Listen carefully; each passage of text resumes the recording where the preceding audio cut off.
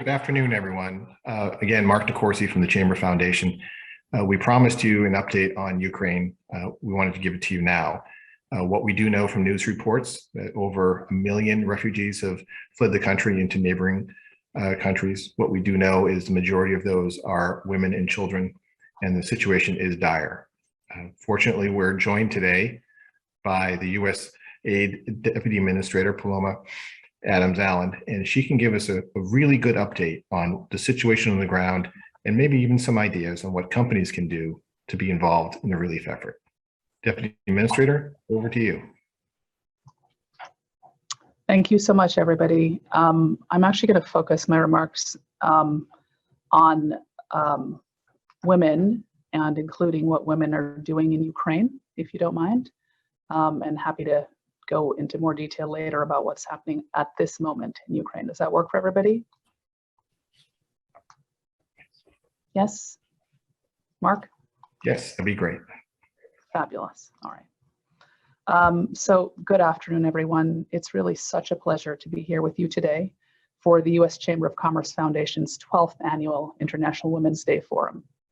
Each year during Women's History Month, we recommit to building a world where every woman and girl is afforded the rights and opportunities they deserve. Real progress has been made in recent decades, yet women and girls continue to shoulder a profoundly disproportionate burden of the impacts of today's global challenges. As we cross the 2-year mark of a global pandemic, we're reminded that women are playing an outsized role in responding to the virus as healthcare workers and caretakers on the front lines around the world, even as a pandemic has disproportionately pushed them out of the workforce and prompted more attacks on their safety and their rights. As the rate and severity of climate shocks continue to rise globally, we're faced with a jarring fact that women and girls are significantly more likely to be killed by natural disasters. And when conflict breaks around the world, as we've seen this week following Russia's unprovoked and unjustified invasion of Ukraine, women and girls face an increased risk of exposure to violence, exploitation, and impacts on their health and well-being. I want to emphasize that within each of these challenges, women are not merely helpless victims, as we've seen and we know, but rather catalysts for action. Their leadership can have transformative effects on their communities and their countries. For more than 30 years, Ukrainian women have been leading the fight for a Ukraine that is free, democratic, and prosperous. And as Russian tanks and troops began their illegal maneuvers into Ukraine's territory last week, Ukrainian women joined the fight to defend their homeland and the democratic principles they've worked so hard to advance. As the conflict continues to unfold, we're seeing women play a crucial role in resisting Russia's campaign of violence, responding to the urgent needs of their communities, combating disinformation, taking up arms to fight, and engaging on the diplomatic front to bring an end to the conflict that has already driven 1 million innocent Ukrainians from their homes. For almost 50 years, USAID has focused on gender equality and women's and girls' empowerment in the countries where we work, and for good reason.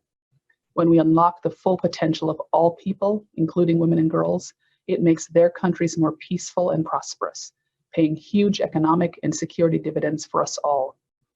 So I come today bearing a simple message. If you're looking for ways to generate economic growth and opportunity, invest in women's empowerment and gender equality. The evidence could not be more clear. When women and girls enjoy the full range of rights and freedoms they deserve, economies grow and communities flourish.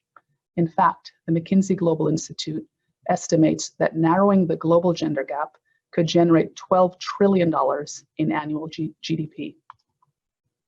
That is why USAID has set forth an ambitious agenda to boost women's participation in the global economy. Our agency's Gender Equality and Women's Empowerment Hub, together with our missions from around the world, currently manages over $300 million supporting over 100 activities in more than 60 countries. Activities that increase women's economic security and provide them with the tools they need to help their countries prosper. At the same time, we are demonstrating the business case for women's economic empowerment around the world. Take USAID's partnership with PepsiCo as one example. Women make up a significant portion of the agricultural workforce in India, but face significant challenges accessing and retaining land rights preventing them from fully benefiting from the products they themselves grow. By engaging women as critical partners in West Bengal, India, USAID and PepsiCo are providing access to land and sustainable agricultural practices, increasing yields and net profitability for rural farmers. But in order to fully realize the benefits of empowering women in the global economy, we need to see an industry-wide change. Rather than working with one company at a time, USAID aims to influence entire sectors and industries that are ready to adopt gender-smart practices. And with the help of the US Chamber of Commerce, we have an opportunity now to shift social norms that have historically kept women on the sidelines and kept businesses from realizing their full profit potential. To accelerate the pace of change, USAID has developed a women's economic empowerment community of practice that has grown to include over 600 members from across our agency, our implementing partners, including local organizations and businesses led by women, and external private sector partners, foundations, and multilateral organizations. With greater coordinated attention to and investments in women's economic empowerment, we can achieve results at scale that revolutionize the domestic and international labor force, benefiting women, families, and entire countries, all while boosting competitiveness, company performance, and global GDP. If increasing returns by improving gender equality and women's economic empowerment within your company or industry resonates with you, USAID is ready to engage. Thank you for inviting me to join you this afternoon. I look forward to the work ahead.